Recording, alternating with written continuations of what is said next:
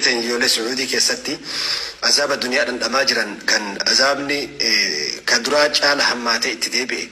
Ijoollee Sacuudii jechuun akkuma reef isinii hime gaafa namni beela'e nyaata namaa taatee, gaafa namni daaree qullaa hafe uffata namaa taatee, gaafa jiruun manarraa namarraa mulqite gaaddisa namaa taatee, gaafa namni dheebotti bishaan namaa taate ijoollee Sacuudii kan madrasaa masjida markaza hunda keessa qorqorroo qabdu, bulokettii qabdu, ashaaraa qabdu, bi'irii qabdu ganda hunda keessa ijoollee Sacuudii jechuun ka gaafa Oromoon rakkatu Oromoof sagalee ta'u, dagalee ta'u, gaafa Islaamni rakkatu Islaamaaf sagalee ta'u, dagalee ta'u, ummata faarsuuf osoo hin taane waan jarri hin qabne itti daballee faarsuuf osoo hin taane inumaa waan jarri qaban, waan jarri ta'an, waan jarri gumaachan dubbachuudhaaf akka gariin tokko tokko asirra taa'ee bakka daddaa taa'ee ijoollee Sacuudii yoo jedhu akka waan ijoollee waan biroo fakkeessee irraa haasawsanii miti.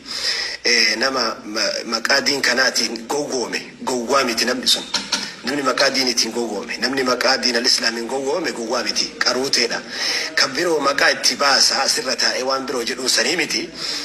Silaafuu namni yoo waan si arrabsuun dhabe qulqullummaa keetiin si arrabsa. Ummanni Nabii Allah Luuxii waan arrabsuun dhabaniiti.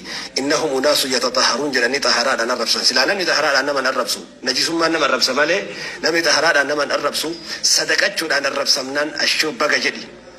Sadaqaadhaan arrabsamnaan, ummata bira dhaabbachuudhaan arrabsamnaan, sadaqaa harka diriirsuudhaan arrabsamnaan, xiqqeeffamnaan baga jedhi itti dabaliif waan ta'eef wannan kana kaase waan jedheef qaba. Namoonni beektanii ijoolleen kun ijoollee yoo jennu nama firee 3-5 osoo hin taane ummata jiha araba keessattuu gara Sacuudii kana rabbiin qalbii jiise, biyyaan kiise rabbi.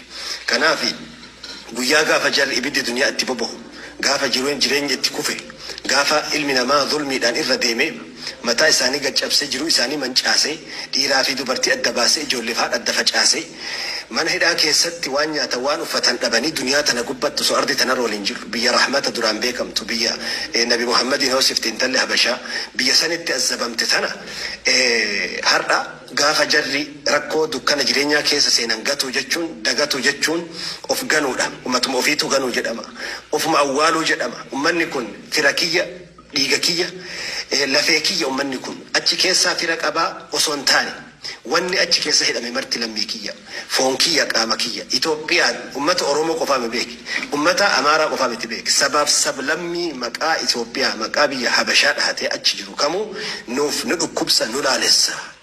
Wanni nuti gandaan namoomaan adda loqodaan afaanii lagaan gandaan sanyiin adda baafuuf tokko hin jiru namni namooma.